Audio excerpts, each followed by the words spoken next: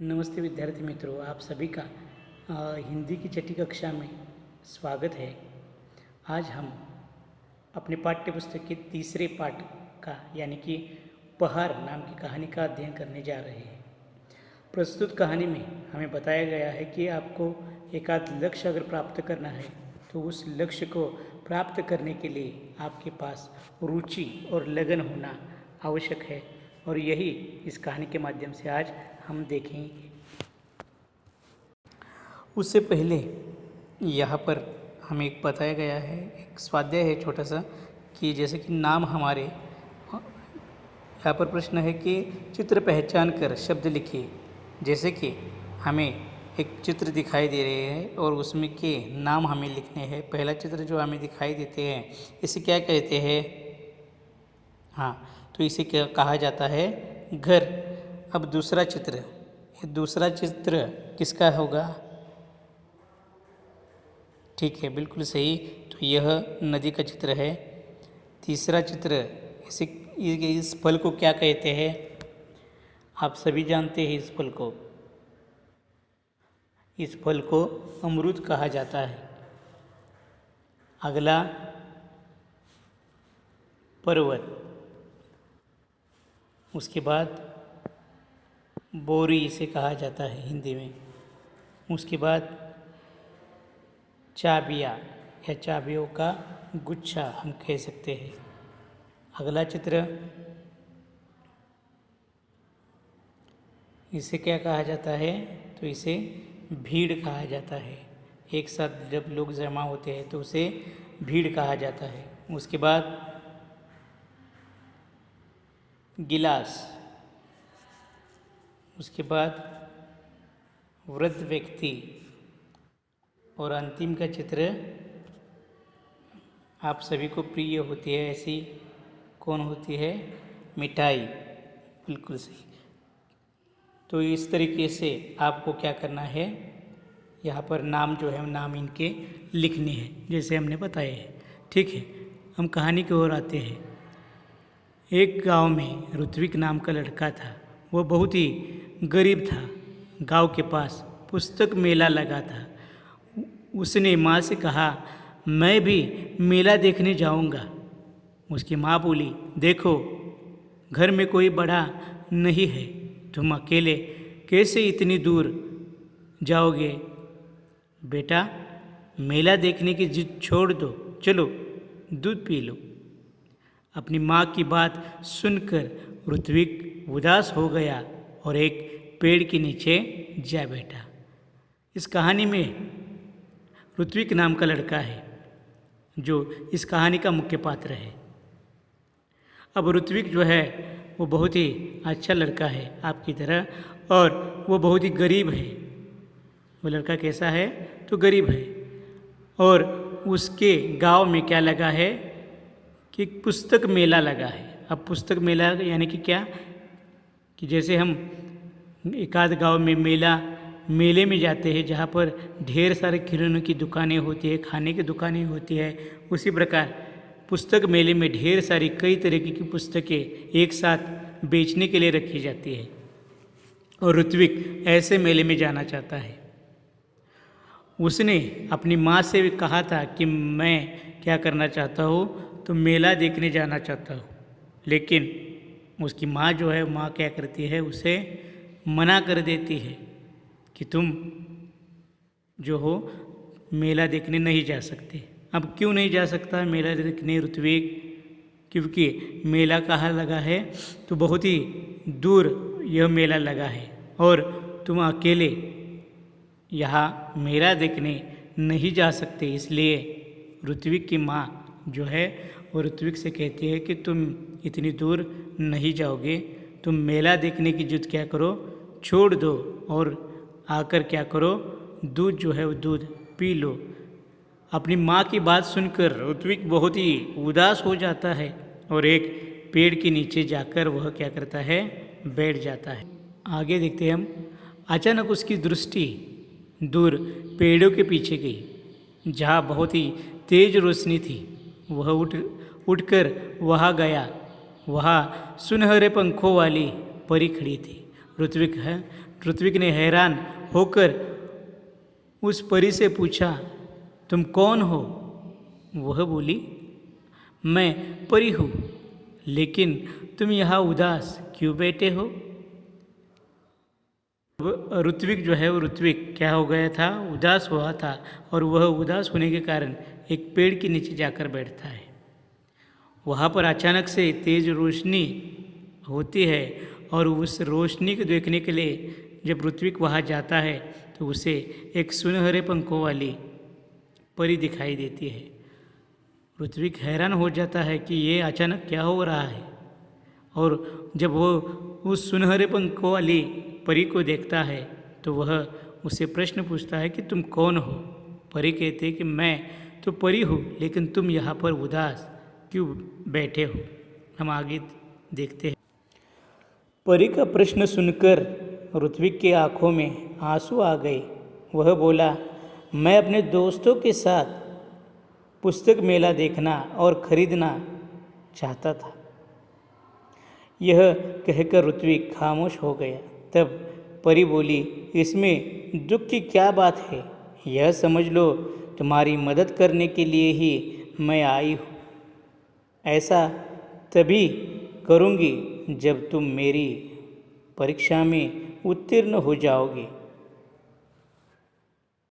इसका हम थोड़ा सा स्पष्टीकरण देखते हैं। परी कहते हैं क्या कि परी का प्रश्न सुनकर ऋत्विक जो है ऋत्विक उदास हो गया था, और उदास के कारण परी जैसे ही उसे पूछती है कि तुम उदास क्यों बैठे हो, तो वह बताते समय उसकी आंखों में आंसू जो है वह आंसू आते हैं।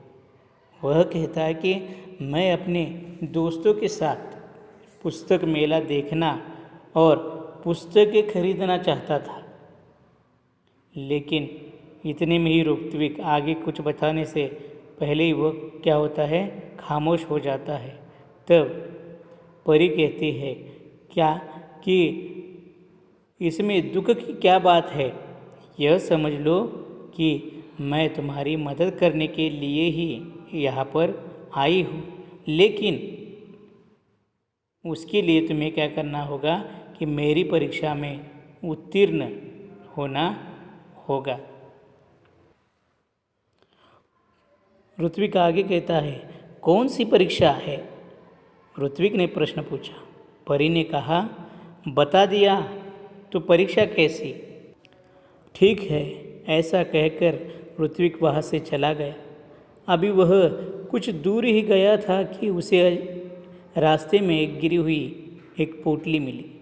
ऋत्विक को यह विश्वास हो गया कि लाल रंग की इस मखमली पोटली में कोई कीमती चीज़ होगी। उसने उसे खोलना चाहा, फिर सोचने लगा कि जब यह मेरी नहीं है तो इसे खोलने का मेरा हक नहीं है।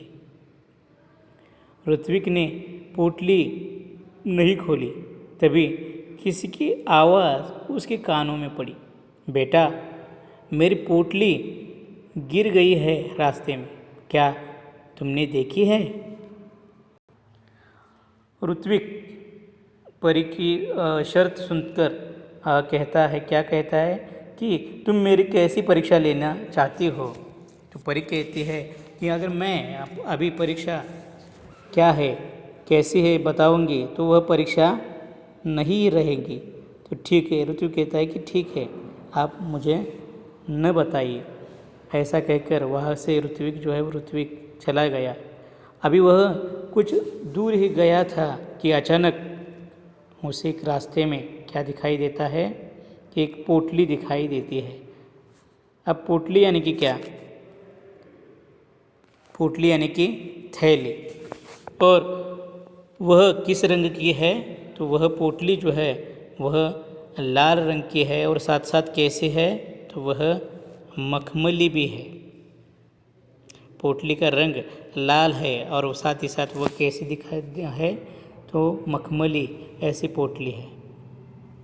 ऋत्विक जब पोटली को देखता है तो उसे लगता है कि ज़रूर इसमें कोई कीमती चीज़ है, और उसे वह खोलना चाहता है, लेकिन वह खोलता नहीं।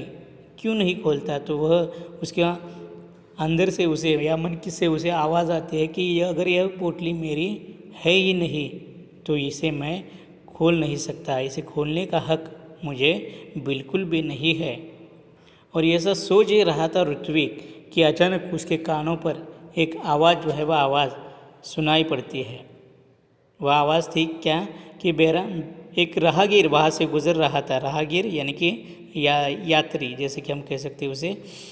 और वह ऋत्विक से कहता है कि बेटा मेरी पोटली यहाँ पर कहीं गिर गई है, क्या तुमने उसे कहीं देखा है?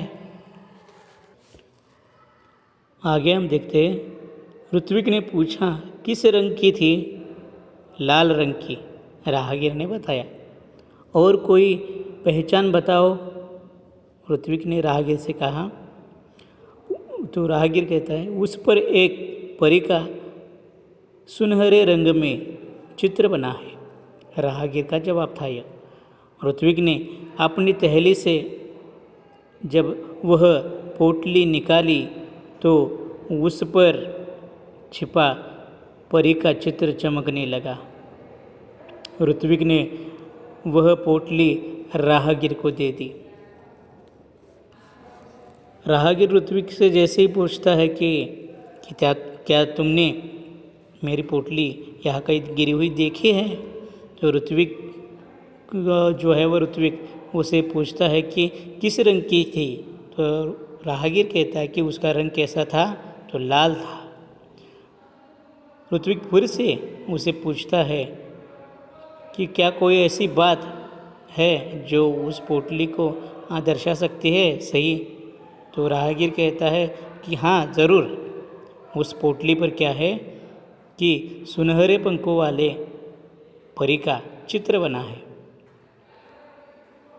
और यह सुनकर ऋत्विक को विश्वास हो गया कि यह जो उसके थैली में एक पोटली है वह बिल्कुल किसकी उसी प्रकार की है। और जैसे ही वह क्या करता है उस पोटली को बाहर निकालता है तो जैसे राहगीर ने बताया बिल्कुल उसी लाल रंग की वह पोटली थी और साथ ही साथ उस पर सुनहरे रंगों वाले परी का चित्र भी बना हुआ था।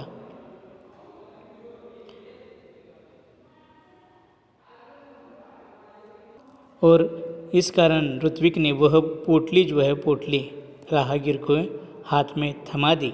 और इस प्रकार ऋत्विक ने यहाँ पर ईमानदारी का गुण जो है गुण अपना यहाँ पर उसने दिखाया था। हमें भी अगर किसी की कोई भी चीज़ हमें मिलती है तो हमें उसे फ़ौरन जिसकी है उसके पास हम उसे पहुँचानी आवश्यक है। यह गुण या यह बात जो है बात हम ऋत्विक से यहाँ पर सीख सकते हैं। ठीक है, हम यहाँ पर रुकते हैं और अब जितना हुआ है उस पर आप क्या कर सकते हैं कि 5 प्रयुक्त सवाल जो है वह सवाल आप लिखकर अपनी कॉपी में रख सकते हैं। जितनी हमने कहानी देखी थी उस कहानी में नए शब्द ये जो दिखाई दे रहे हैं आपको वह आप क्या करें लिखकर कॉपी में रखें। जैसे कि तेज, प्रखर, पोटली, छोटी थैली, हैरान, चकित, राहगीर, पथिक या यात्री। मुहावरा भी एक हमने देखा था कि आंखें भर आना, यानी कि इसका अर्थ है कि दुखी होना। जैसे हम दूसरा कोई भी ऐसे वाक्य जो है वाक्य इस मुहावरे का लिख सकते हैं। जैसे कि राम गाँव न जा सका इसलिए उसकी आंखें भर आई। इस प्रकार का आप वाक्य तैयार कर लिख सकते हैं। ठीक है, यहाँ पर हम रुकते हैं और पुनः मैं आप आज का स्वाध्याय बताता हूँ। जैसे कि जितना हमारा कहानी हुई है उस कहानी पर आपको क्या करने हैं कि 5 कृतयुक्त सवाल जो है वह सवाल लिखने हैं। ठीक है, यहाँ पर हम रुकते हैं। आगे की कहानी हम अगली तासिका के दौरान देखेंगे। धन्यवाद।